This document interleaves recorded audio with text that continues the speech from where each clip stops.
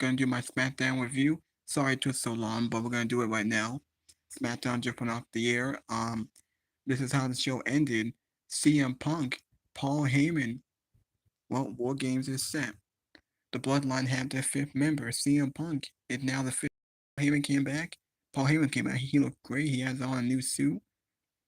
CM Punk is now the fifth guy in War Games. I thought they were great. Now, we will talk about SmackDown. We'll talk about AEW and the news and rumors, but we're gonna talk about SmackDown. Hit that like button, leave a comment, please subscribe to my channel. My video is sponsored by JD from New York, Dr. Denise Salcedo, Fightful Pro Wrestling, Joe Cronin, No DQ, The Post Wrestling, Wrestling Inc., and my other favorite podcaster that I know of. Now, before I say thank you for all support, hope you guys enjoyed this video. I'll make it like an hour. This is how the show.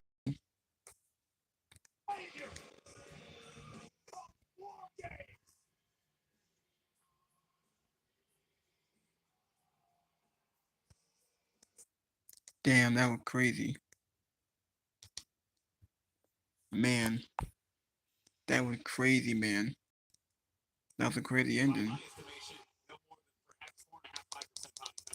Now there's AEW Rampage. CM Punk. CM Punk made his return. There's a lot to talk about here. The return of the White Man and CM Punk. That was a great ending. Yeah. We will talk about it. The way that all ended, it felt worse. It felt like they could have saved CM Punk return for the actual pay per view, and then it would get a reaction, but they didn't. But they watched it. Melo's got other things going on. More on that in just a few moments. I would. Where else I would possibly wear that? So that would be solely an investment.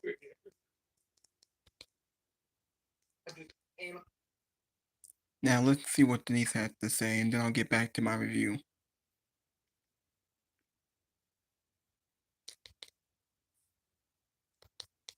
For lack of a better word, boring edition of Smackdown for most of it. And then, boy oh boy, there was the jolt at the end. And the jolt came in a couple different ways, right? Because we get the Paul Heyman return. And I see him wearing that red shirt. I'm like, something going on here? I wasn't sure exactly what was going to happen. But then, when not only do you get the Paul Heyman return, but he calls out CM Punk. And the CM Punk addition to the Wargames match just makes it so much more interesting. We had thought it was going to be Seth Rollins and Bronson Reed on the respective teams because of their season.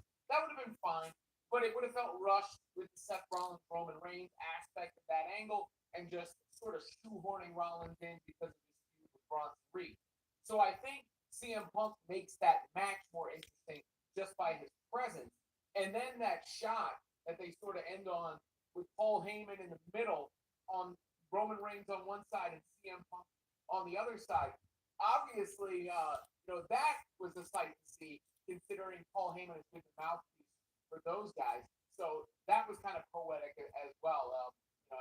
I don't want to say the only thing missing was Brock Lesnar. of the who is Paul Heyman gonna pick type of situation. No, it was wild because there was just so much that went down in those final few moments. So, like Robin said, like we get this moment, and you kind of knew it, right? Because we kicked off SmackDown with the new bloodline, basically talking all of this whole kind of saying the same things they've been saying over and over about how the new blood, about how Roman Reigns needs to surrender and acknowledge him, and all stuff that we've heard before.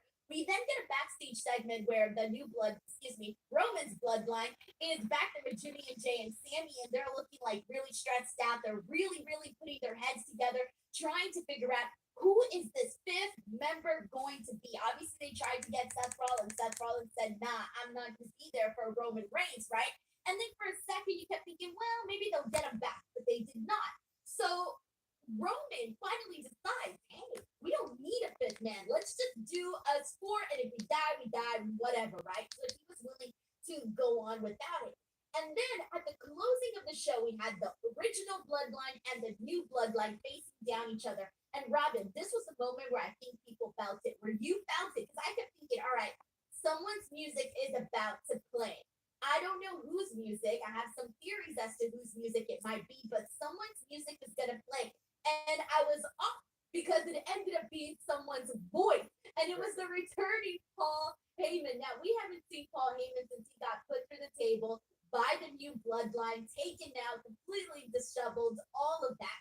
And right when he came out, he started saying, like, basically, no, War Games is not going to happen without you guys having five guys. Like, I can do math. You guys are one guy short. And at that point, I'm going, all right, he's bringing out CM Punk. And there was a slight moment where I thought, like, could it be Brock? Then I was like, nah, I don't think it's going to be Brock. It's got to be CM Punk. And so it definitely was CM Punk. And I feel like, Robin, we kind of needed CM Punk here. And I want to say specifically why. Because it had been this Survivor Series will mark 1 year since his return to the WWE. How the hell do you not have CM Punk on that card? I know he's got all of these Hollywood projects. They just announced another one today. They announced one last month, so he's very, very busy. I get that. But I'm like, we definitely need CM Punk here at the Survivor Series. Again, marking the 1 year return to the company. So, Robin, I was so freaking stoked about CM Punk being included in War Games. As a big CM Punk fan, I just like the idea of him being in War Games. But at this point, man, that team, that Roman Reigns' team is so freaking star-studded. Like, there ain't no way that the new bloodline is gonna get a win over them. Like, no way in hell. But on top of that, the ending, getting to see Roman and CM Punk, they didn't shake hands. They didn't hug. They didn't have like a moment where they were like, hey, yo, we're buddies. No, but he came out there and they had a little bit of a stare down. I don't know how to explain it. Like they're on the same side, but they're not hugging and kissing and all of that. No. That's a future blockbuster. That is what you saw right there. And in fact, I know we've talked about all these different matches. Roman Cody 3 obviously is a huge one. Roman and Rock is a potential huge one. Cody and Rock is a potential huge one. Cody and Randy is a potential huge one. I don't know if Roman and Punk doesn't have the highest ceiling for a feud to go, right? Like just like a natural organic feud, those two come together up on the mic, leading up into a one-on-one showdown when they really haven't had that much, history interaction in that sense where it's been extended, where you've seen them together like that. So I think that's a really, really, really money feud for WWE in the future. In the meantime, it elevates the star power game, the intrigue of War Games. And let's not sell the other bloodline short. They do got Fatu, and they do got that big boy Bronson Reed. So like those double splashes coming off, that could be something. And also, the War Game structure is good for CM Punk because at this juncture in his career, it's a little harder for him to, I think, carry a match that's like flying around all over the place where he has to be the central figure. That's why I think the deliberate matches for him have worked really well, like the strap match that he did, and of course the last match that he had, which was great inside the confines where they're using that as part of the story. And in this case, obviously CM Punk will come in for spurts inside the match or spots inside the match, and I think it's tailor made for him in that regard. And then to my point I was just making, I think Roman is the perfect opponent for him in the ring because Roman tells a story better than anybody else. I think.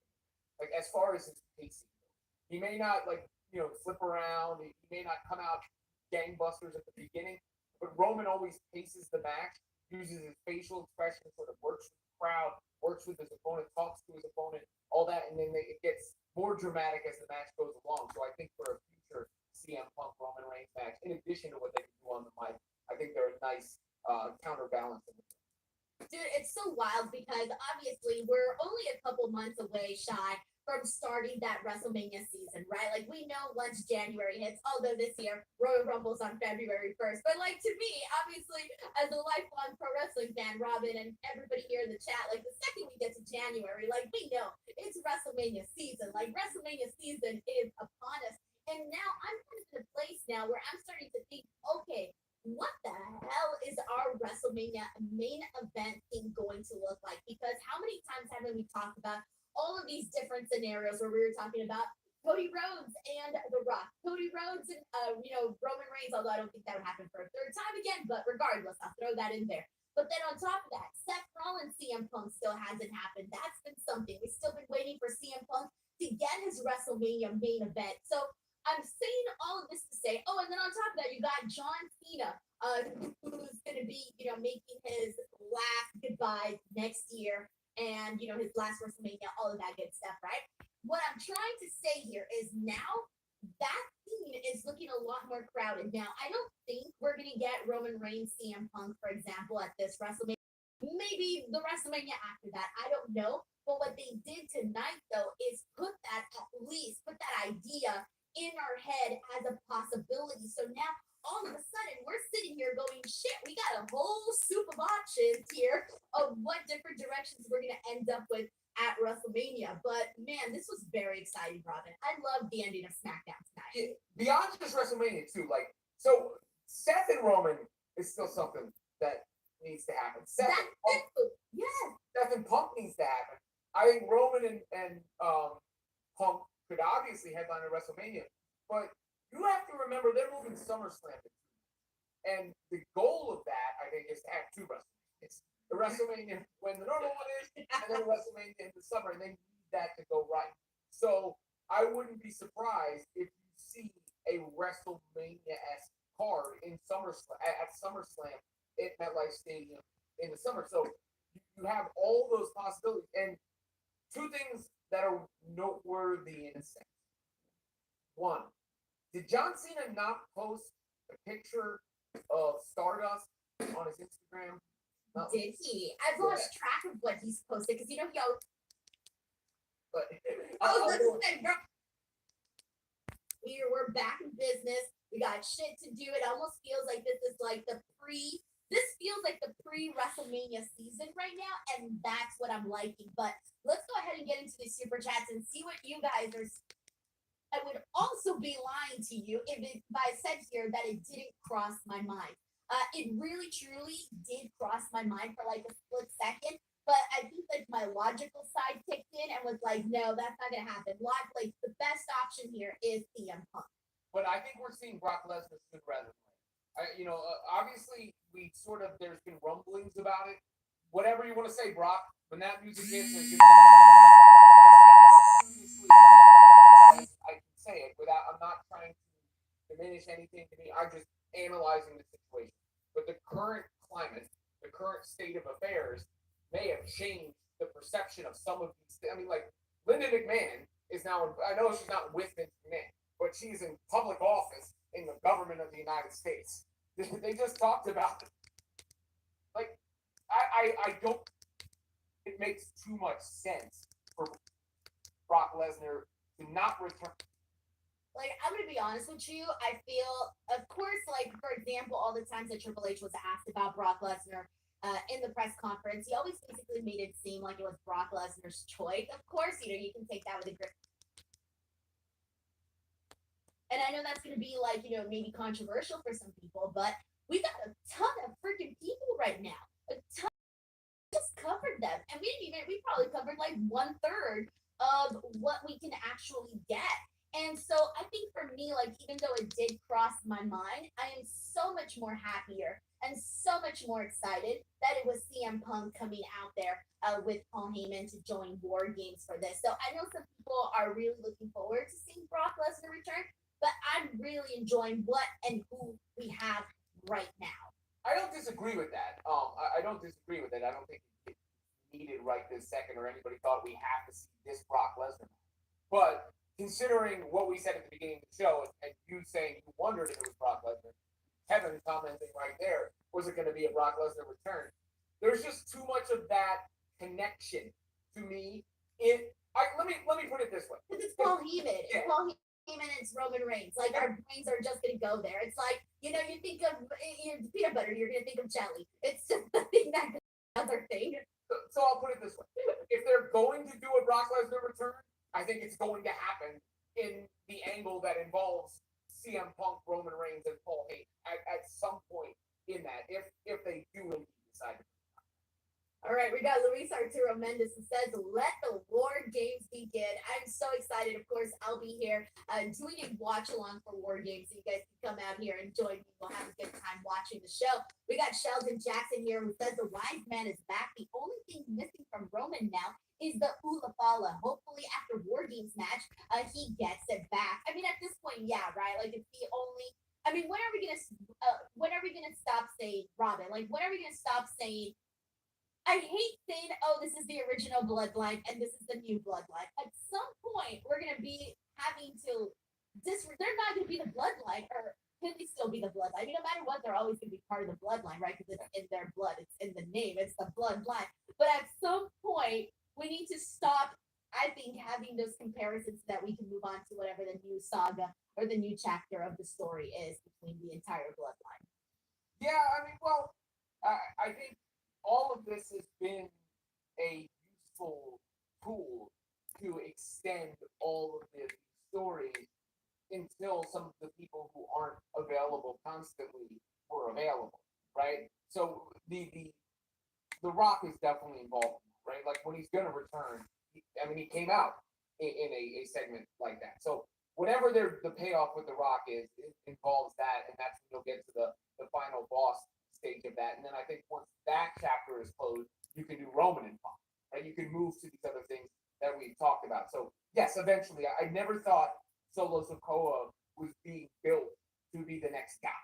I never thought that, but he was being built to be the obstacle in the meantime, the entertaining subplot of the main story.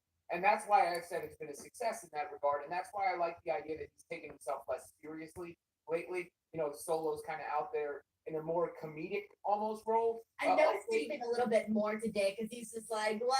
I don't know. It's like his posture. Like you would never see Roman Reigns doing this with his arms. Like he does not do that. That's not Roman Reigns. But Solo Sikoa was doing all of that. Like Roman Reigns is very, very poised, right? And he's just like he barely does like those kinds of movements which add to the aura of Roman Reigns. Yeah, and that's a you know, he's not as that menacing character. And then a thought that just came into my head, considering the way that we built this, and considering the connections, we went to Brock Lesnar for a second, but let me reverse engineer it for a second. They were trying to recruit Seth Rollins to get on the bloodline. Seth Rollins doesn't want to partner with Roman Reigns. Seth Rollins despises CM Punk. Seth Rollins is going to cost the bloodline at War Games, and Solo's team's going to win. No way. No way. Robin, no freaking way. War Games to me, War Games was brought in to settle feuds that are so freaking intense and to have the baby faces come out on freaking top. None of this bloodline 2.0 crap. Winning War Games, guys, ain't gonna happen. Do you know how mad, Robin? Do you know how mad I would be if come War Games we were sitting here being like the team with Roman Reigns, Sami Zayn, Jey Uso, Jimmy Uso, and CM Punk lost? Robin, I would lose my shit. I would lose my shit. Not gonna happen. Oh, I think your reaction is convincing me it's a great idea. No, it's a terrible idea. Kind of reaction Terrible idea. Terrible idea. I would become those people that start tweeting. You know when people tweet like Triple H or they tweet Tony Khan and they tweet all these things like, "Why would you do this?" I'm gonna be like, "Why would you do this, Triple H?" Those are the heard about them so much, and it wasn't even like like yes they hated it, but they hated it in a way that was Reigns' War Games team, 100%. Must win, and then on top of that, none of this Seth Rollins getting involved. If he gets involved, sure, get involved for like a minute, but not to the point where it costs the baby faces their match at War Games. So, no, like put the Bugs Bunny me, Robin. You know the Bugs Bunny me, the one where he goes, no, put that one up here on this screen because I would lose my shit, and I would be so mad. I'd be so mad. Drew Ninja 77 says Rhea Pops are getting freaking insane. Isn't it crazy to think that? I mean, there was some other two really big topics that we have to talk about in SmackDown right now. And one of them is Rhea Ripley coming out and we saw a whole melee with all of the women that are going to be in the women's War Games match. But on top of that, we also had the Jade attack, which we'll get to in just a moment. But those Rhea Ripley pops are insane. She more so than Becky. Still above Rhea Ripley right now, but it's going to be hard to say because right now it still feels like it's Becky to me. But I think at some point we're going to get to a conversation where that's not the case. I mean, who knows what the hell is going to happen? But we got Matt Logan here who says, crazy. Yes, I am happy to see Punk here as part of Board Games. We got KW here as a DWO.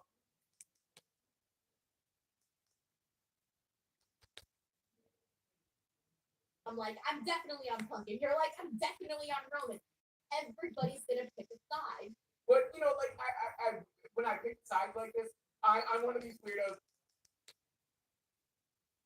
Counterpart for CM Punk ace that match and tell the story with drama and get a, the equivalent of a classic type match that way without, a bunch of crazy movesets. I'm telling you, the ending of Smackdown today was successful because here we are having a conversation of Roman Reigns versus CM Punk.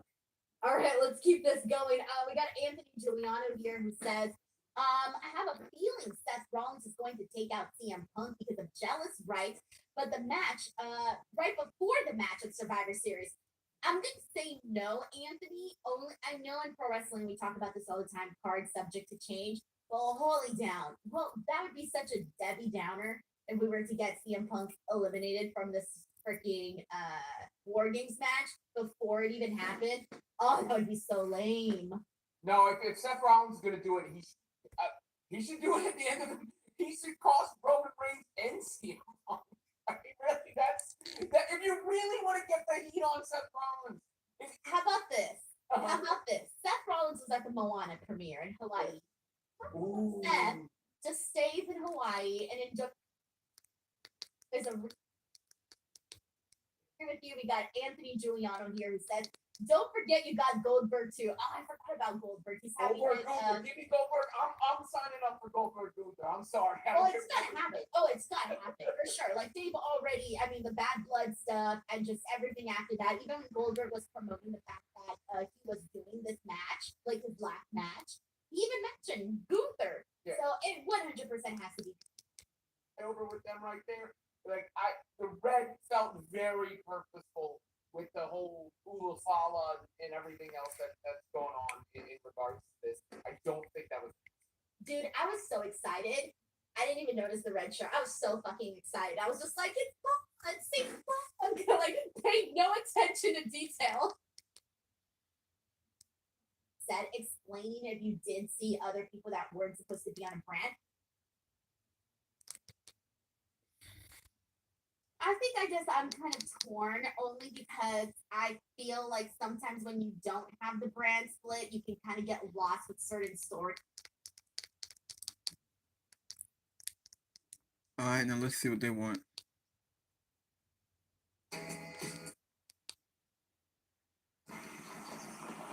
Are you at a crossroads on your life's journey?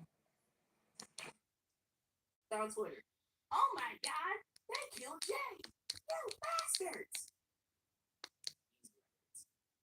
You know what that comes from.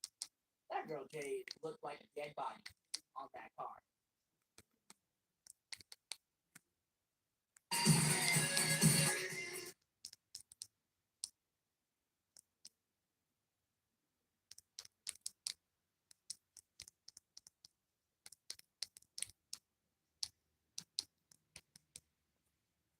Today's show, Robin, is possibilities. That's a triple threat too. Yeah, Punk, it can be. Rollins, Roman in the midst of all of this, but I mean, there's so many. Oh my God! You know whose name we haven't even mentioned in these possibilities talk? Drew McIntyre. Oh, what's he gonna be doing? I mean, we don't even know that right now. Who's we left? don't even know. Who's left for him to go after? I don't know. It's crazy because like that was the hottest WWE angle, one of the hottest WWE angles this year. So You can't leave out Drew McIntyre off of this conversation. After that CM Punk feud, he put himself up there with all of those top guys that we were just talking about earlier. Yeah, no, for sure, and he belongs. But I'm just trying to think of who he serves the best purpose with right now. Because you can't throw him into this mix.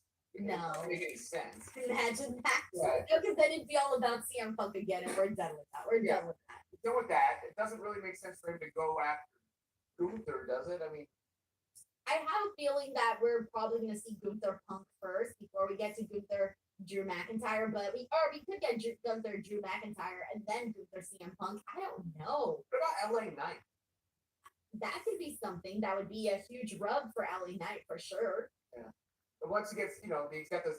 I mean, I feel bad for Shinsuke Nakamura because if Shinsuke Nakamura doesn't beat LA Knight, he's now a jobber. I'm sorry. I don't want Shinsuke Nakamura to defeat LA Knight. Okay, yeah, but every time he does these like menacing promos, he goes down and loses. He can be menacing all he wants. He shouldn't be defeating LA Knight. No, I agree, but when's the last time Shinsuke Nakamura won a match? Like, I can't.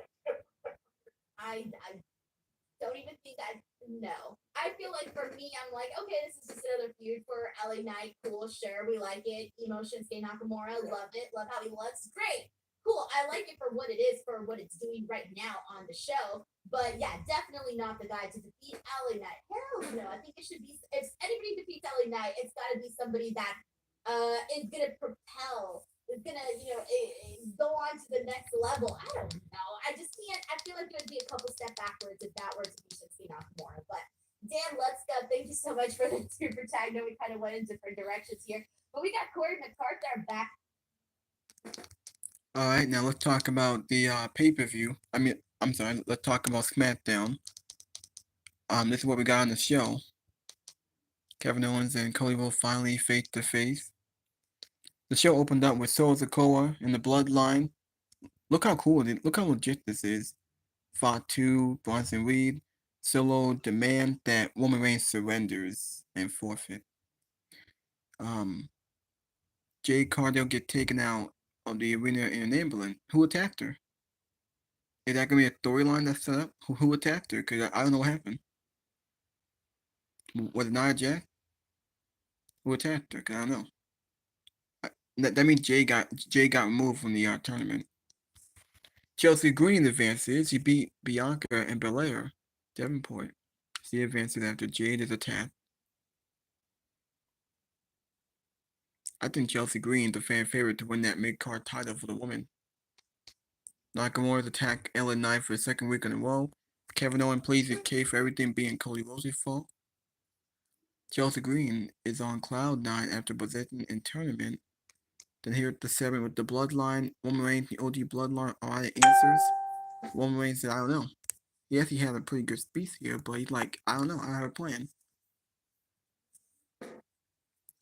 The entire show builds about the Wargames. We had a pretty good segment with Cody Rhodes and Kevin Owens. Cody Rhodes challenges Kevin Owens at Saturday Night Main Event. Is it really happening at Saturday Night Main Event? So Cody Rhodes is not going to be on Survivor Series? What the hell is he doing for Survivor Series then? Is he not going to defend it on Survivor Series? Now we did get a backstage brawl with him and Carmelo Hayes. I think they said next week there might be a face-to-face with him and Carmelo Hayes. Maybe that'll be on Survivor Series. Just as a filler match because he's still feuding Kevin Owens. Nakamura once again attacked LA Knight. LA Knight defended the US title against Santos Escobar. He beat Santos in a pretty good match. They were like, what, 8-9 minutes? Nakamura attacked him, still continuing their feud. Nakamura had a great promo earlier. Rhea Ripley comes out, sparks a huge melee between the Wargame team. We had a tag team match with Bianca and Naomi versus Tiffany Stratton and Candice LeRae, and the match ended in a DQ because Nia Jax got involved. Then Io Sky came involved. Rhea Ripley came out. She still had that mask. Came out with a candlestick. She attacked them, beat them up. Rhea is mega over. I'm glad that she's gonna be in Wargames. Wargames only makes sense because Rhea and Liv are in it. It's still gonna continue their feud. SmackDown Tag Team Division had become unhinged. That promo that Nakamura cut outlines his reason for targeting LA Knight. And here at the full segment, Paul Heyman returns with CM Punk at the fifth member.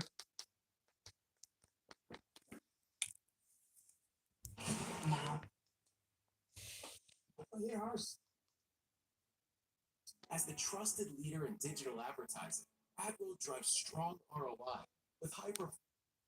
Heyman was going to factor into this Wargames match in some way, but maybe they were going to hold off until the actual event. They come into the show tonight. You get both bloodlines in the final segment. Solo Sikoa says, "Look, all you got to do is join us. We could dominate this company for decades." As if the Samoan dynasty is not going to dominate this company for the next couple of decades anyway. With the number of family members they have, it's inevitable. But he said, "You join with us and we'll be unstoppable." And then we heard the voice. "Ladies and gentlemen." And out walks Paul Heyman, and not in his usual attire. Paul Heyman walks out, looks like he was there for a wedding. Paul Heyman walks out in a nice black suit. He's got a red shirt, looking very festive here for the holiday season. And he says, "This match at Survivor Series is not going to be 5-on-4. It's going to be 5-on-5, and this is the fifth man." Out comes CM Punk, who we have not seen since the show after Bad Blood. He was the walking wounded. He could barely move after the war, the battle he had, the bloody battle he had with Drew McIntyre. We have not heard from CM Punk since then. CM Punk came back a year ago at Survivor Series, so it was kind of hard to imagine the WWE would not find a spot for him here on the show, and find a spot for him they have. He is going to now join with Roman Reigns and Sami Zayn and Jimmy and Jey Uso to take on Solo Sikoa's bloodline at Survivor Series. Huge ending. The fans, of course, lost their minds and went nuts, even just for Heyman coming back, let alone Punk coming out and cleaning house, and that parting shot with Punk and Roman Reigns in the ring together for the first time. So it was an excellent ending, a very exciting ending that will get a lot of people talking going into next week. Part of me still feels like they should have waited, and it would have been cool if they would have held off. They would have had the balls to hold off until Survivor Series and have the reveal there. I understand them wanting to do it in advance, really drum up interest for the show. I get that. It also makes me wonder if they have something just as big, if not bigger, planned for the end of that show. And so maybe they didn't want to step on their own toes, kind of like they did last year when we had Randy Orton as the big surprise in Wargames and then outbeat CM Punk at the very end of the match. Maybe they have something else big planned for the end of that show. They want to kind of get this out of the way now. But one person who I am sure will not be very happy about this development, even though he has nobody to blame for it but himself, is Seth Rollins. So we'll talk more about that in a very newsworthy ending to the show tonight. Something else that happened on the show tonight that we will get into that I felt was, outside of the ending, the strongest thing on the entire show, involved Kevin Owens and Cody Rhodes. They still have no match official or Survivor Series. We don't know for sure that they will have a match at Survivor Series, but tonight they had a face-to-face from afar. Dueling promos from these two guys. This was the best Cody Rhodes has sounded on the microphone maybe ever since coming back in WWE. The fire and the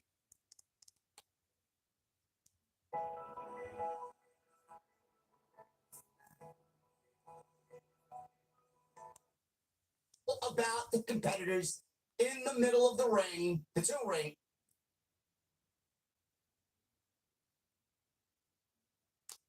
It's going to be all about the 10 guys in that match, and you're not going to need to fucking wait. There's not going to be any anticipation. There's not going to be anything to take away from the actual match. Now you got everything you need for the match, and the match itself is going to go off and be fucking epic. So I'm glad that they did that.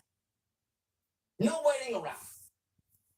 Instead of just waiting and keeping people guessing and then taking away from the actual match, you get the fucking guys in there now. All 10 guys are now announced, and you go about doing your business in Wargames. Great. It's great to see Paul Heyman, by the way. He looks great. He looks refreshed. He looks happy to be back. He's got a huge ovation.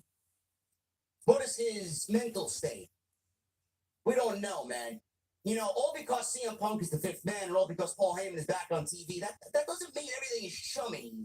That doesn't mean everything is sunshine and rainbows in the bloodline with Roman Reigns. We don't know what is going to be said next week. We don't know why this decision was made. We don't know what the interaction between Roman Reigns and Paul Heyman is going to be. We don't know the interaction that's going to be with Roman Reigns and CM Punk. The only thing I could tell you is June 21, 2024. Why is CM Punk a part of Wargames? Because Paul Heyman needed a favor. This was planted back in June. He needed a favor. Punk told him he would do a favor. He's repaying him on that favor tonight. And there's not many Paul Heyman guys. There's two, one of which was announced tonight as the fifth man. The other is somewhere eating barbecue ribs and hunting deer in Saskatchewan, awaiting his fate for the Vince McMahon trial and whatever his inclusion is there. I'm glad that they made the decision on who was the fifth man tonight. But it all makes sense.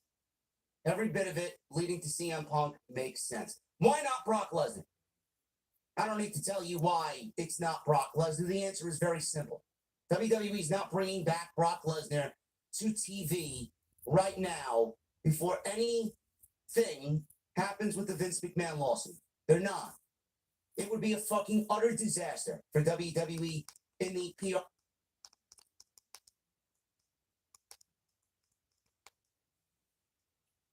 Yeah. What the hell? God damn it with these commercials. Come on already. Here in this arena, we'll be answering the question, who would win the At all. And we're never planning on doing that at all. Does Lesnar fit in the cage? Sure. Is he the number one Paul Heyman guy? Sure. But in this role, he doesn't fit. Lesnar has not been on TV since I don't even remember when the last time Brock Lesnar was on TV. He was slated for the Royal Rumble. He hasn't been on TV all year. What exactly does he factor in? Because he's associated with Paul Heyman? But CM Punk is also associated with Paul Heyman. And CM Punk was on TV in an interaction that led to tonight. He's been on TV. Long-term booking. That's why CM Punk is announced as the fifth man. What does this do? Obviously, Seth Rollins is not going to be happy about this. Obviously, Seth Rollins is not going to be happy about this. Why isn't Seth Rollins going to be happy about this?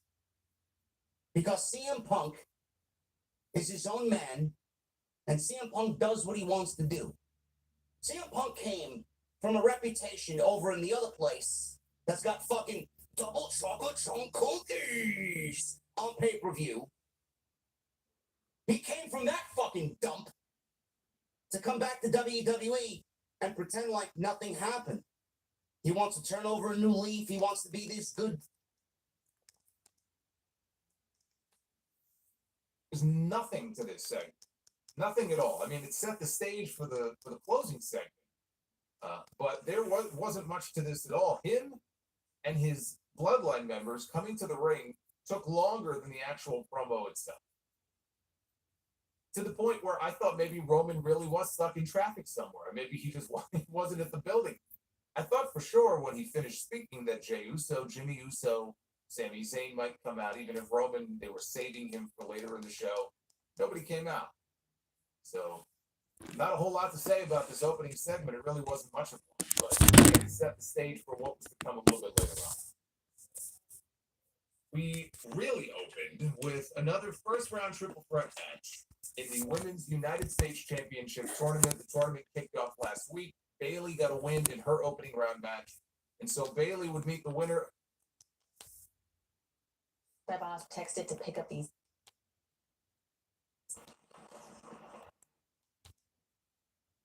As the trusted leader in digital advertising, These commercials are so damn annoying.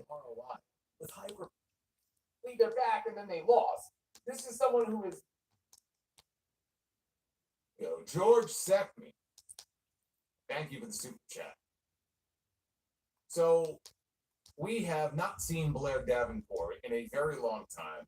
and you pretty much could have figured out on your own she was not going to win the match here. She was a warm body to have in the ring. But at least it's nice to see her, I guess. Some people probably... Because Sami Zayn said, well, what about Cody Rhodes? No. Been there, done that, Roman said. No. Well, what about Seth Rollins? And he looked at him and said, basically with his facial expression, without actually saying it, he looked at Sami Zayn and his facial expression basically said, are you fucking kidding me? No. No. So we're not going there. Seth Rollins said no twice. Roman Reigns is now going to be on the side of CM Punk. And this is what's going to be the catalyst for Seth Rollins and his anger. CM Punk is once again outdoing, trying to be the good guy, trying to be the savior, trying to show everybody this new version of himself after 10 years. Rollins doesn't believe it.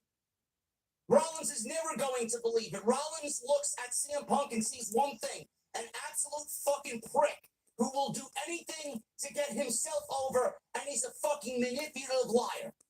That's it. CM Punk teaming with Roman Reigns is shoving it in Seth Rollins' face. Yes, it's at the request of Paul Heyman, but Seth Rollins doesn't give a fuck about Paul Heyman. All he sees is CM Punk and Roman Reigns on the same team when he himself was asked twice, who the fuck do you think you are? Do you think you're better than me? We don't need people like you here. This man is a disaster. This man is someone that caused long-term damage to WWE Roman Reigns and the bloodline over 4.5 years, and you are standing there teaming with this guy? You think Seth Rollins is going to be okay with that? I know I wouldn't. CM Punk is doing Paul Heyman a favor. He's doing this for Paul Heyman. So yes, this is going to plant seeds for Seth Rollins and CM Punk leading into WrestleMania. It absolutely is. Because the first thing that we are going to see when CM Punk goes back to Monday Night Raw is how Seth Rollins is fucking angry. Angry. Of all the people, he was asked twice and turned it down because he believed in what he was saying. And now CM Punk takes his spot and is disregarding everything that Rollins feels. So Rollins is obviously going to take issue with this. CM Punk is teaming with Roman Reigns, and he doesn't take into consideration anything that Rollins is saying or anything that Rollins is feeling. Great. There you go. I mean, plus, obviously, the tie-in with CM Punk and Paul Heyman, and the fact that Paul Heyman's been missing since Madison Square Garden when he was put through a table by Solo Sikoa and Jacob Fatu. It was just beautiful, just long-term booking. It's the only way for me to put it. Beautiful consistency. And the throwback to him being a Paul Heyman guy, everything just works magically together. It's great. So where do we go from here? CM Punk is going to be the catalyst for Roman Reigns to beat Solo Sikoa. Now, I don't know if this is going to result in Roman getting the Ulafala back. I don't know if it's going to result in Roman becoming the tribal chief once again, because Solo Sikoa obviously owns that moniker right now on Friday night. I am making a bold prediction right here, right now. I think The Rock shows up at Survivor Series. I think Solo Sikoa loses. I think Solo Sikoa and the Bloodline get beat. I think The Rock shows face. And I think The Rock is the one pulling the strings with everything here with Bloodline 2.0. One strike and you're out. The first strike was losing to Cody Rhodes at WrestleMania. The second strike was him teaming with Cody Rhodes at Bad Blood. Remember Rock threw up the 3 at Bad Blood at the end of the show? Nobody knows what the fuck that meant. Clearly that was done for a reason. Clearly that seed was planted for a reason. He lost to Cody. He disgraced the family. He lost at WrestleMania in the main event and lost the biggest title in the entire company. Then he teamed with the guy that they so vehemently tried to end at WrestleMania at Bad Blood. That's right, too. And now he's teaming with CM Punk, another guy that The Rock doesn't really like at all. He's not fond of Punk at all. That's strike 3. And don't forget, The Rock beat CM Punk for the WWE Championship back in 2013, all those years ago. That's strike 3. So I don't know if that's going to factor into what's going on here, but it certainly lines up that way as well. And I see The Rock showing up at Survivor Series, and I see The Rock being the one to pull the strings for the Bloodline 2.0, as I already predicted back in March. I've been sticking with that. I do think we get a Rock and Roman WrestleMania match this year. I do think that we are leading to that. I don't know how they're going to tie up that Rock and Cody situation. I don't know where that takes place. Do we get it at the Royal Rumble? Do we get it at the Elimination Chamber? I don't know. Do we wait on that? Does Rock and Cody's story happen separately away from the Bloodline? Maybe we need to get Rock and Roman out of the picture first and then get Rock and Cody involved. I don't know. That's the only part that's really confusing me right now, because if I had the pen, I'd probably do Rock and Cody at WrestleMania to tie up everything that they did following WrestleMania on the Raw after WrestleMania, because that was an interaction that we still need a payoff on. You're not going to leave us with that type of cliffhanger and then not go back to it when it really matters most, WrestleMania season, when we all know Rock is going to be there. We don't know. But I think right now, the way we are going, I honestly think that Roman and Rock is the direction for WrestleMania instead of Rock and Cody. I think Cody, he gets either Randy Orton or he either gets John Cena for the WWE Championship, which I'm not really all that excited about at WrestleMania. I would wait on that. I really would. So that's the direction I think that they're going in for WrestleMania. Punk obviously is going to be wrestling Rollins at WrestleMania.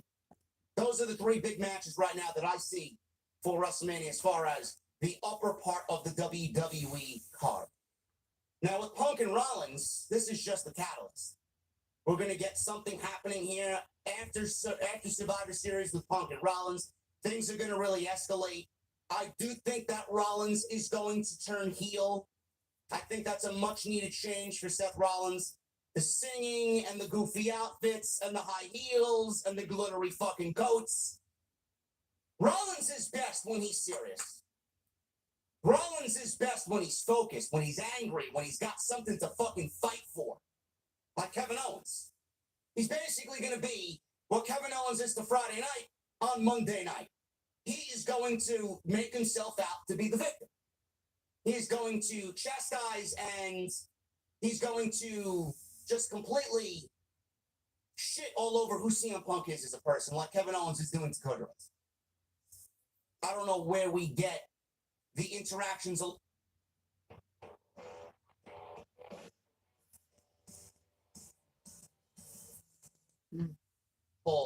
Where they are both eliminated and things happen in that match that really take it even further to the next level. I said this on Tuesday Night Titans because I predicted it on Monday. We got this happening on Friday with CM Punk. I picture both of these men in the Royal Rumble. I see Punk in the Royal Rumble. I see Rollins in the Royal Rumble. I see a bunch of men in the Royal Rumble with them at the same time. I want you guys to go back to 1997. CM Punk is no stranger to calling back to several Bret the Hitman Hart spots. We've seen it. We've heard him. It was really built around Rhea Ripley and Liv Morgan and what was going on Raw. And nobody was really talking about what was going on SmackDown. Really fun, but we got a couple more super chats here. This is from David Primero, who says,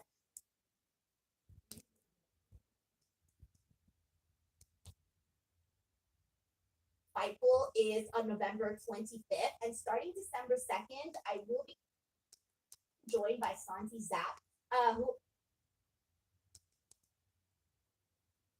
I think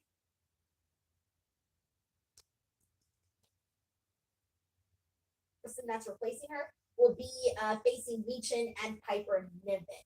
So I could see that being Raquel, right? Like as this representative for Liv Morgan to go out and get that and to make her look menacing in the process of this, perhaps.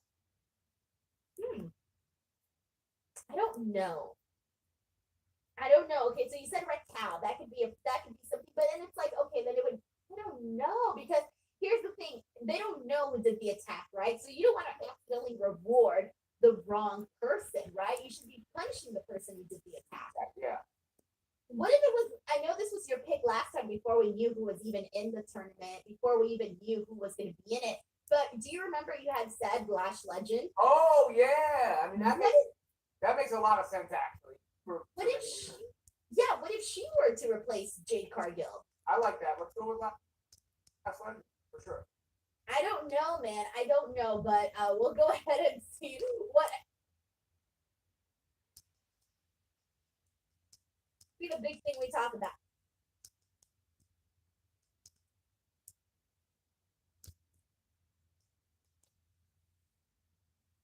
Paul Heyman. True. I Nakamura. Nakamura. No. His own self. Like Kevin Owens self-sabotages Kevin Owens. And I just felt like Cody Funky knocked it out of the park with this one. He was fired up, and Kevin Owens returned the favor. How are you feeling about this? Yeah, look, I mean, I think it's a good Saturday night's main event. It's a good, also talk about KO's character and how he got to this point because, you know, he's delusional. He doesn't realize that he's wrong because he's snapped. And Cody is pointing out that all that really comes. If we're really getting Cody Rhodes and Kevin Owens for Saturday Night Main Event, then what is Cody Rhodes doing for Survivor Series next week? Is he not going to defend it on the pay-per-view?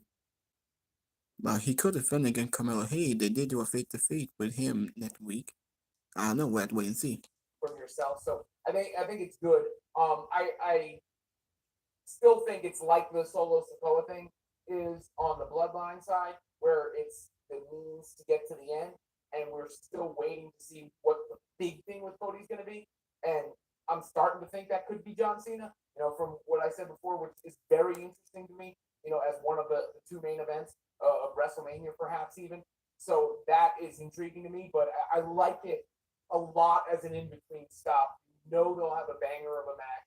Now you have a reason to care about the Kevin Owens character. It's not like we respect each other and here we're going. You know, like there's an angle to it.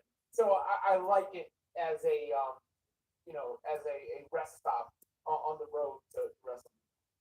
We got Rafael Garcia here who says I'm kind of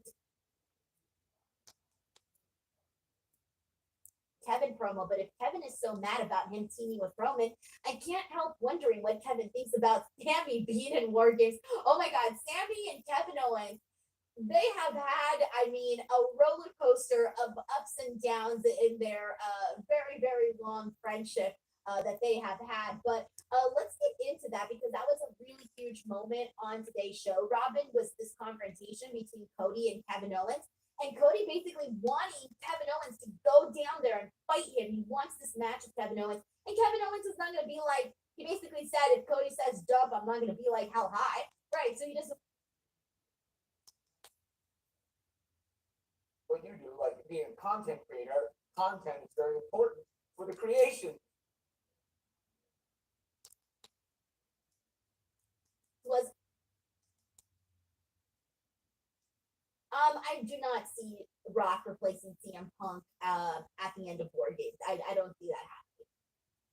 Yeah, well, I mean, The Rock, I can see The Rock being involved somehow. Right, but not like physically in the match. Yeah, not physically.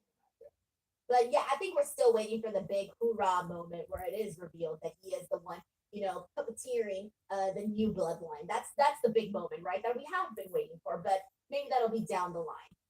Well, I think it's somewhere between now and Netflix is when that's happening, or on the first Raw on Netflix could be where it happens as well. But again, they promote The Rock too hard for those Netflix things for not to be a thing. And considering his role within the company and where that falls in the proximity of WrestleMania, you know, and the Rumble and things like that, I think that's probably about the time frame. But we are.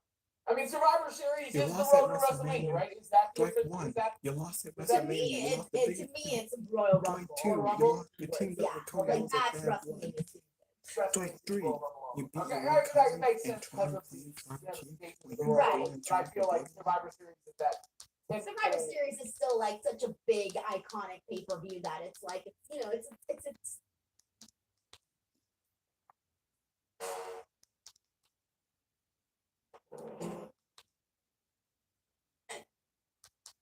It helps when Rollins and Punk and McIntyre are certainly on TV and they got a full fucking roster. And Rhea Ripley's back and Austin's back and Becky Lynch is back. They're missing some key players. That's also not helping them right now. But coming out of Bad Blood, going into Crown Jewel, man, it was honestly tough to sit through, man. It was really tough to sit through. Shows felt boring. They felt lackadaisical. They felt like WWE was on autopilot. Things are getting hotter. You feel it. You see it. I'm very excited about what's to come. And 2025, man, we are shaping up possibly to have the biggest WWE year maybe ever. And I'm already prepping shit to have 2025 be the biggest year of this show ever. I'm glad you guys are with me for the ride, man. We are going to get through this SmackDown post. Tonight, we are sponsored by my great friends over at Turtle Beach, man.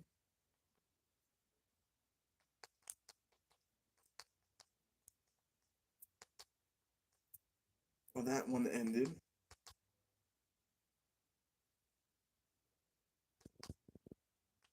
So, no DQ. They got Fightful.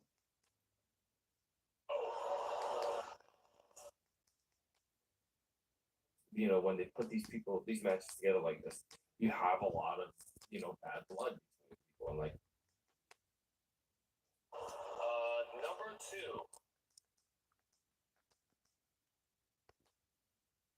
They helped him fend off the bloodline at WrestleMania 39.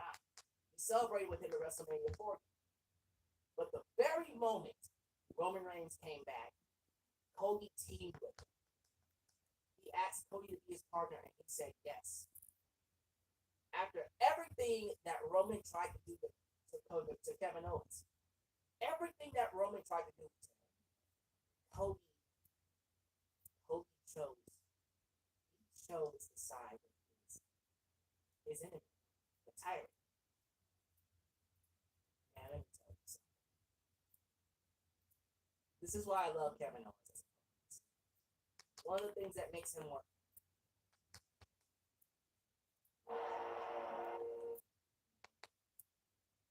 Building your online business. Last year, you said that you would not with me.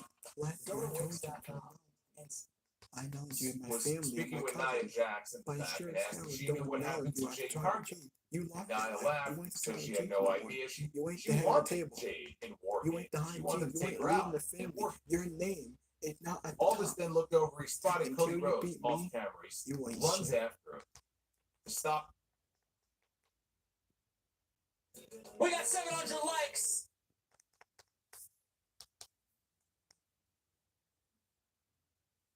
Now this was AEW.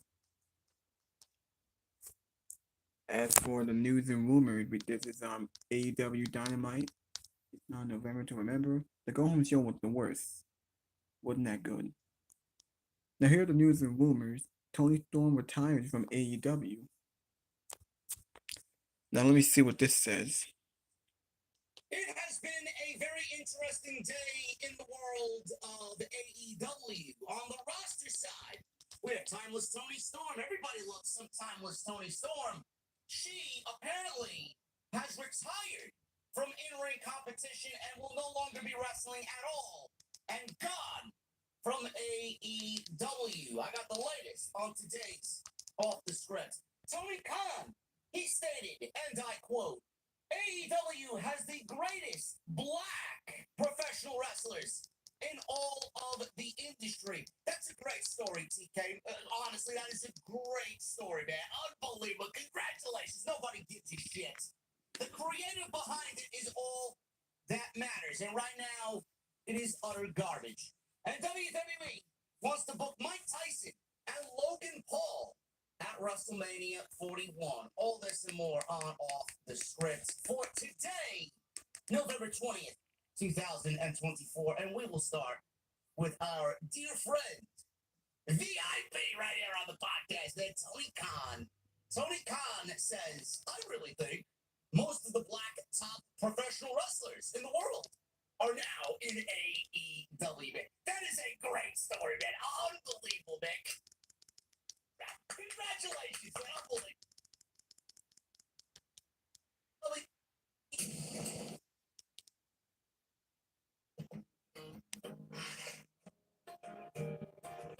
The reason you bought it? It has been a very interesting day in the world of AEW. On the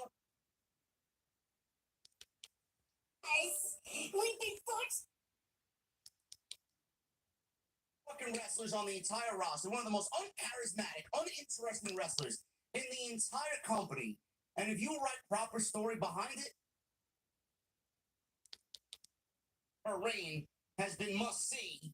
The only thing that I really care for are Mina and her being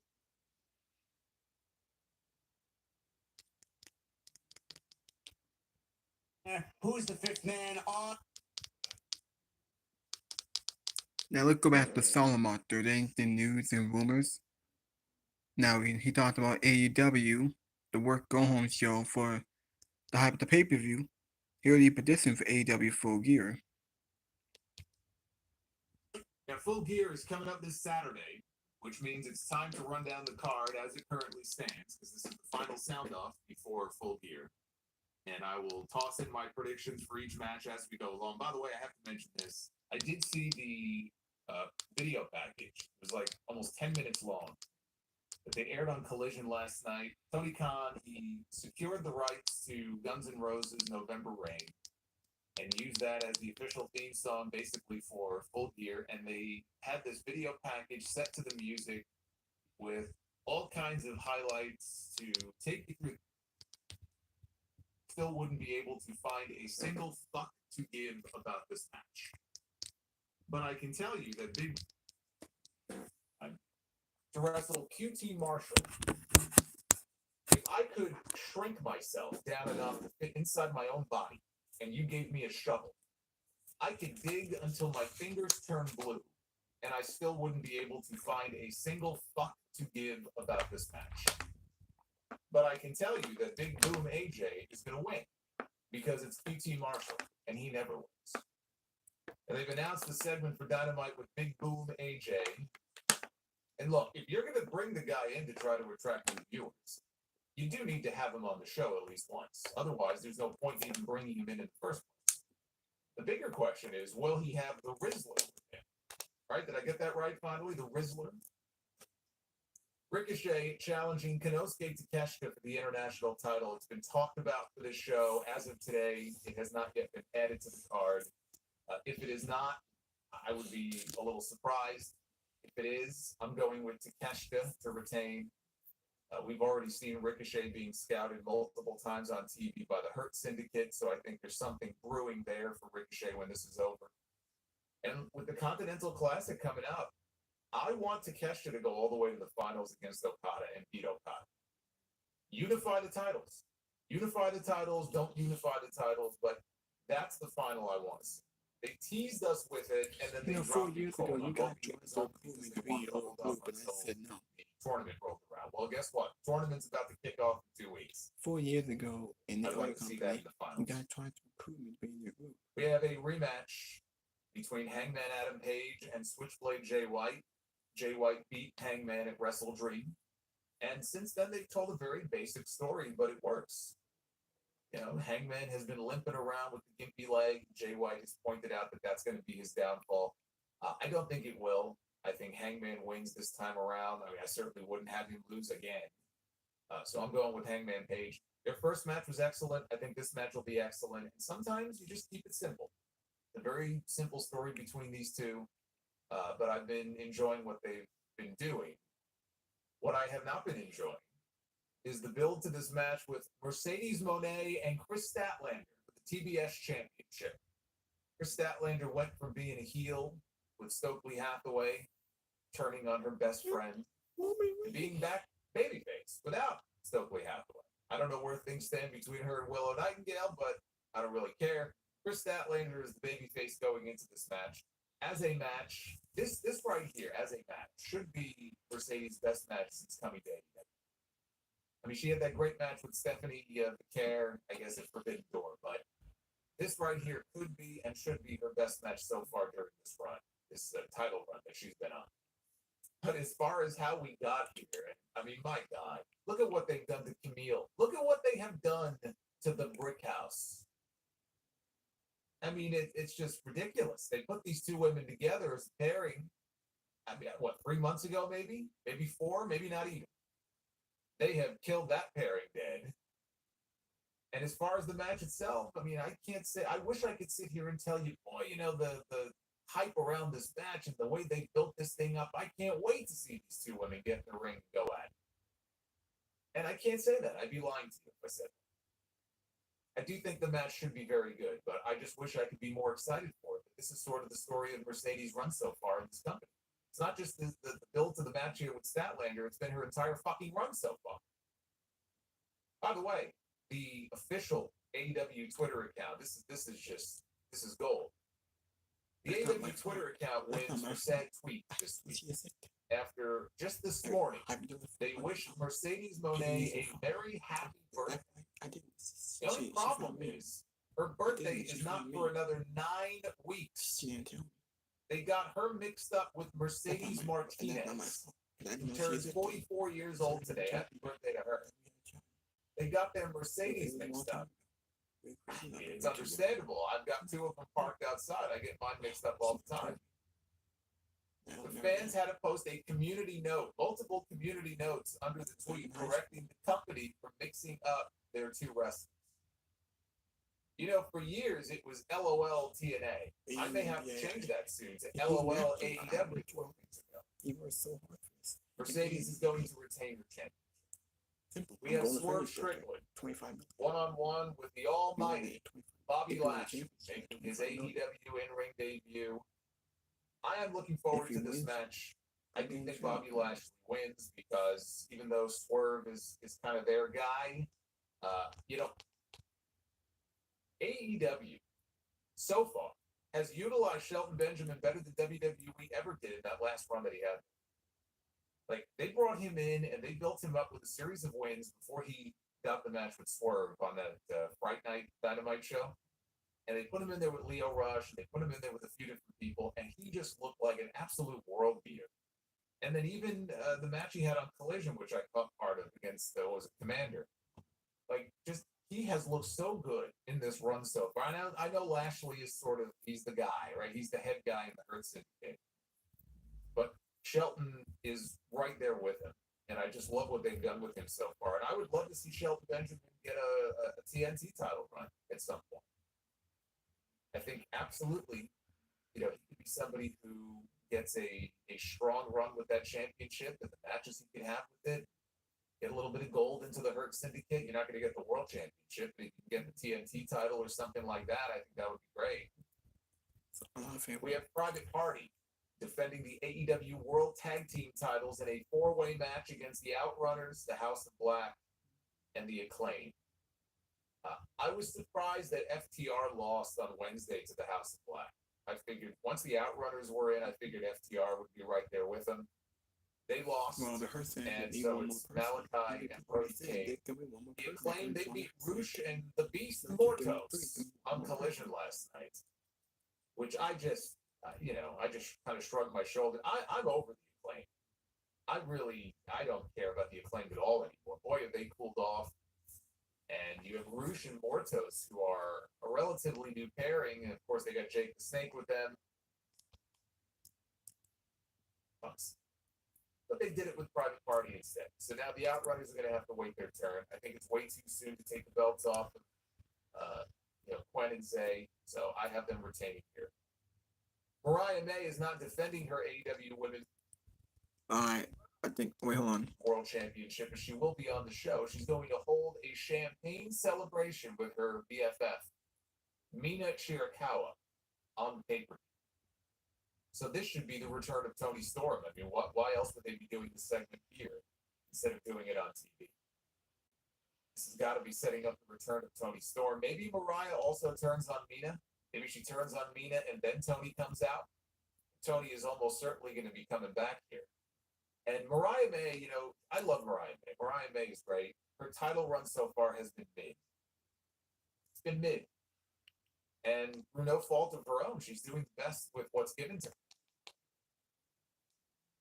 He comes back here, that's Tony Storm, and then Mina as the next two opponents for her to work with right there. Now we know that AEW Full Gear is I think it's this week on Sunday, I believe. I believe it's Sunday.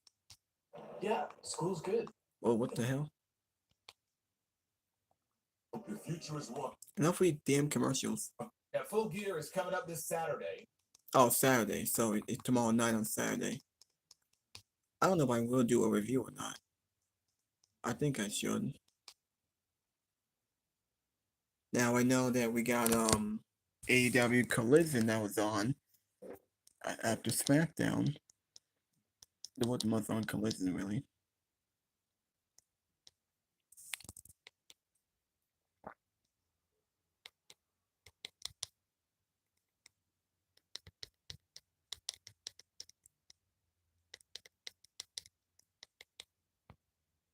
To help Chelsea Green win her match. It's a possibility. Maybe it was Piper Niven. Or maybe it was Bianca Belair. Now you're probably asking yourself, well, JD, how is it Bianca Belair? Well, Bianca Belair was out there in the ring wrestling. Bianca Belair could have set up Jade, and she could have paid someone off to take Jade Cargill out. Nobody's seen it. Maybe WWE runs the Aleister Black in NXT. Who attacked Aleister Black backstage? Remember that? Yeah. That went on for weeks before we got any solid answer about who did it. Who attacked Jade Cargill? Who left Jade Cargill laid out on a windshield on SmackDown? Maybe it was Bianca Belair. Why are people in the chat saying Liv Morgan did it? Why would Liv do it? Naomi is an option. Naomi could absolutely be an option. Naomi may be turning heel. There's been some tension between Bayley and Naomi, but I don't look at Naomi as a heel. I don't. If anything, Bayley needs a little reconstruction. Bayley needs some character tweaks. Bayley's a babyface and boring. Bayley was doing great work. In fact, Bayley was her best version of herself when she was a heel. Maybe we go back to that. She didn't do anything as champion. She didn't get those reactions post-WrestleMania. Maybe they go back and do Bayley as a heel. Maybe it was Bayley. Maybe. Maybe that's what they want you to believe, because Bayley wants to get back at Bianca, and getting back at Bianca is to take out Jade Cargill. And nobody saw it. So right now, my number two, my top two picks are Bianca herself or Bayley. Now, we haven't seen anything play out to lead to Bianca doing it, but Bayley is certainly an eye-opener, and she definitely has a reason to want to do it. I can't see it being Naomi. I just can't see Naomi being a heel. I can't. I think that's one of those situations where you just leave it alone. I think Naomi is a baby face. And especially if you do Bayley and Naomi, one of them's got to be heel. One of them's got to go heel. Something's going to happen there. And if I'm going to turn one of them heel, I'm going to turn Bayley heel. So that's my prediction. I think it is going to be either Bayley or Bianca.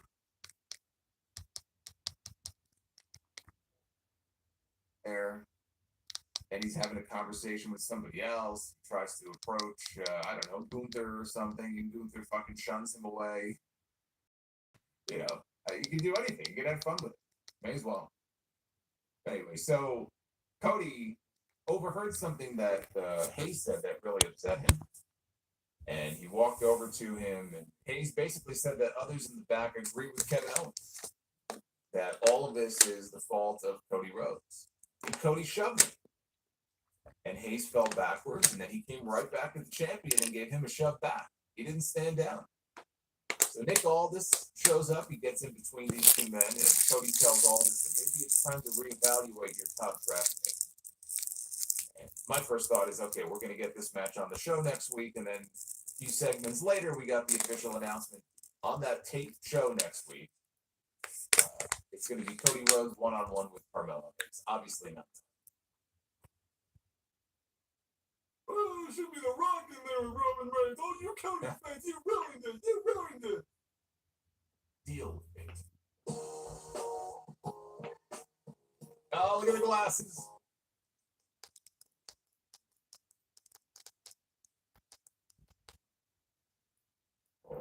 There's a Now is not the time to lose faith. He defended it against Humberto Carrillo. Match was fine. LA Knight got a major reaction. Santos got zero reaction. What is the lack of reaction for Santos Escobar? What are we doing wrong with Santos Escobar? Does somebody in the chat want to let me know? Where are we going wrong with Santos Escobar?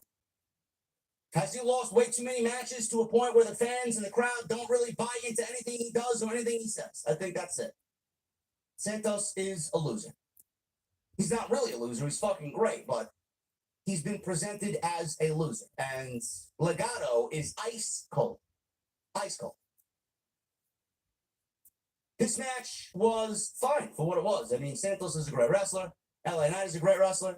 I didn't see any reason for Escobar to win here. Or to beat LA Knight and win the championship. Why would they take the belt off of LA Knight? Makes no sense. Fine match. They're obviously building towards a Shinsuke Nakamura, who looks great, by the way. He's great. And we have Nakamura coming back all dark and eerie, spooky. He's got this red eyeliner just fucking draped over his eyes. He's wearing all black. He looks like a black samurai out there, man. He looks like he's ready to fucking spill blood. Great. I don't know why they're bringing him back and putting him with LA Knight. It just seems like an inevitable fucking loss for Nakamura again after. He looks so good, you know? I don't know. I'm kind of confused by the usage of Nakamura. Hey, bring him back and have him lose to Seth Rollins. That's great. Go away. Hey, bring him back and have him lose to LA Knight. Like, what are we doing? Before the match began, the lights went out. Nakamura had a video air. Nakamura says he's been watching LA Knight. And he knows Knight better than Knight knows himself. Nakamura said LA Knight is insecure and consumed with fear. Nakamura said Knight's fears are justified because this is the beginning of Knight's end. Lights turned back on. Escobar attacked Knight, who was confused about why he's being targeted by Nakamura. So Escobar took advantage of this. Escobar to splash on Knight, who was on the outside. Show went to a commercial break. We come back from the break. Escobar continued to control the match. He owned the tempo of the match, chopping LA Knight in the process. Finally, LA Knight fights back. Escobar cut him off. Landed a senton for a 2 count. Escobar stretched Knight until Knight fought out of it. Knight on the apron now. Knight hits a slingshot shoulder tackle on Escobar. He then punched Escobar repeatedly. He landed a neck breaker. He goes for recovery, gets a 2 count. Escobar comes back. He put Knight up on the top rope. Knight headbutted Escobar away. He was going to do his pop-up elbow drop. Nakamura appeared and distracted Knight as he stood in the aisleway. Knight was distracted by Nakamura. Nakamura didn't do anything. He just stood there. A shadowy-esque figure did Nakamura stand in the aisleway. So Escobar took advantage of this. He goes up top, hits a frog splash from the top rope, and then he sets up for his finish. He could have pinned him there. He did not. He lifts LA Knight up. He went for the Phantom Driver. LA Knight countered out of it into a BFT out of nowhere. And Nakamura, staring on, watching LA Knight beat Santos Escobar and retain the United States Championship. Now, what I found very bizarre, I don't know if you guys picked up on this, I was watching this. There was no sell of the BFT from Santos Escobar. He rolled out of the ring, and then all of a sudden, as soon as the 3 count was made, Nakamura was immediately in the ring. He attacked LA Knight. Escobar rolled out of the ring. He got up on his own feet and started. He just walked away. He just got up and walked away. He didn't sell the move. He didn't sell the lingering effects of the BFT. He didn't lay on the outside. He got up and he walked away. I don't know why there was just this massive no sell of the BFT. Well, because Nakamura's in there attacking LA Knight. I don't know what that was about. I just found that to be weird. Nakamura attacked LA Knight, throwing Knight into the ring post 3 different times. Nakamura landed a running knee to the back of Knight's head. Kinshasa! And Knight was knocked out. Don't know where we're going with this. It's not happening at Survivor Series, I'll tell you that. I'm assuming they'll be doing this match sooner rather than later on WWE TV. Saturday night's main event, maybe. I don't know. I could see LA Knight being used for Saturday night's main event.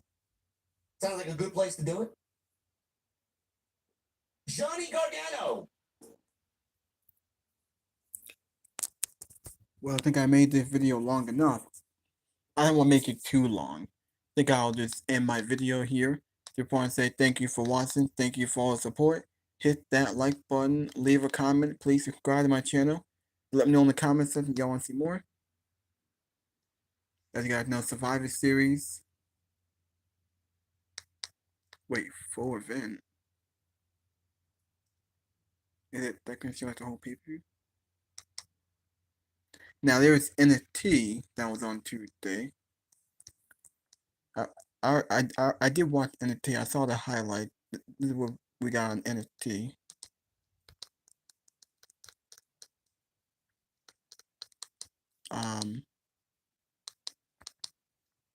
Highlight for Smackdown tonight. Montez Ford and Tommaso Ciampa.